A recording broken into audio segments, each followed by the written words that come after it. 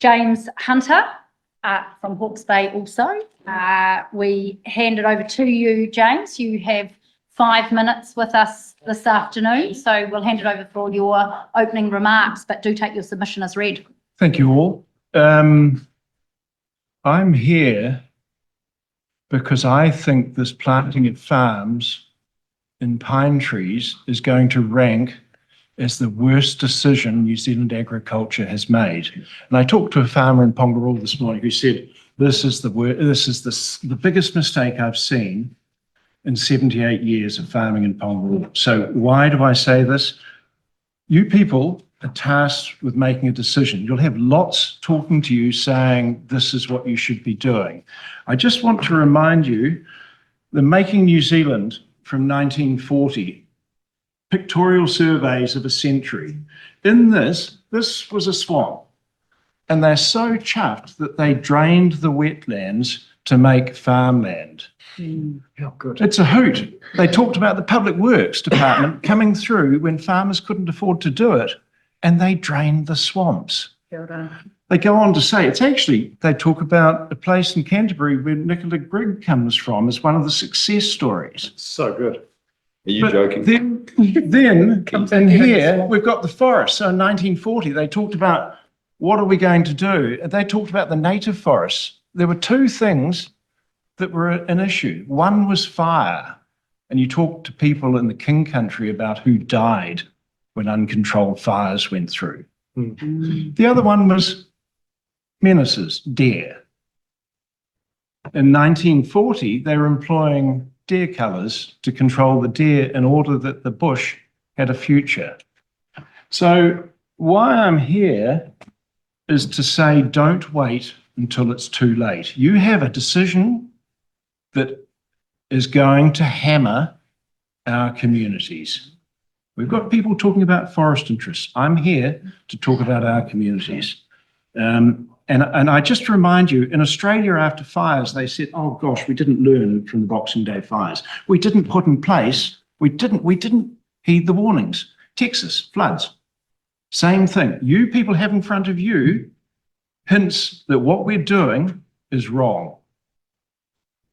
And just a gentle reminder, so I worked for the Rural Bank in the 80s. Bill Birch and David Longy described farming as a sunset industry. Where are we at now? A little bit lucky that we still have farmers, but I just think this ability to sacrifice farms for carbon. I worked for the Rural Bank in the 80s. 940,000 hectares cleared. It's called biodiversity now. That was a government scheme. That was a big mistake. I'm saying to you that this ETS and planting farms is going to dwarf that. I wear this jacket here, Fury 2. I'm so proud. I spent 9 years on that board. It's one of New Zealand's quiet achievers. It's just about on its knees. And what's more, what it's done is under threat from this forestry. I also wear this tie here. This is James' father's tie from The Hague, when New Zealand managed to secure butter and lamb quota into the EU. And ask yourself, why did Holland support New Zealand? This tie is the past, the present, and the future. It's about us. Before I go into the classes, I just want to ask you to ask the forestry people why they are planting whole farms. What is it that they look to achieve? I cannot get a financial number from them. I've heard stories of 30% return on capital. I've heard stories of $3,000 a hectare, 7,000 is a lot of money at stake and not our community. So class 6 and 7 is the bulk of our land.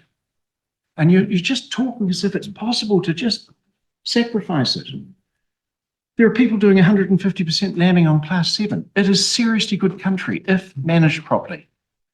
One of the things I've done is I've had 10 years as a judge for farm forestry in a car with Garth Isles.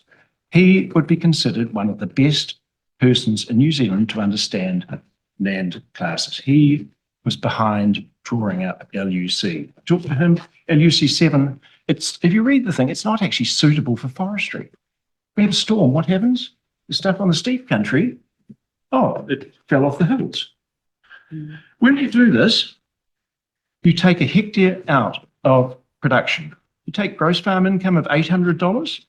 So we've heard about the shearers, the others attached to it. There's a multiplier factor, I would say about 5. So that's $4,000 a hectare that farm does not contribute to GDP. If you want to take that out permanently at 6%, multiply that by 15.7, that gives you a net loss to New Zealand GDP of 63,000. But there's better land than that that's gone in. Inca, IKEA have scavenged around and planted some of the prime land. So if you said $1,500 a hectare gross farm income, the loss to New Zealand GDP is close to 120,000. Hence my saying, you have a big decision to make. But this is also about me as a neighbour. What do I get? I happen to be on the other side of that big place in central Hawke's Bay, Mokery Station. 4,300 acres of good farmland has gone into pines. It's nuts. And these guys say, well, plant, it's okay to plant.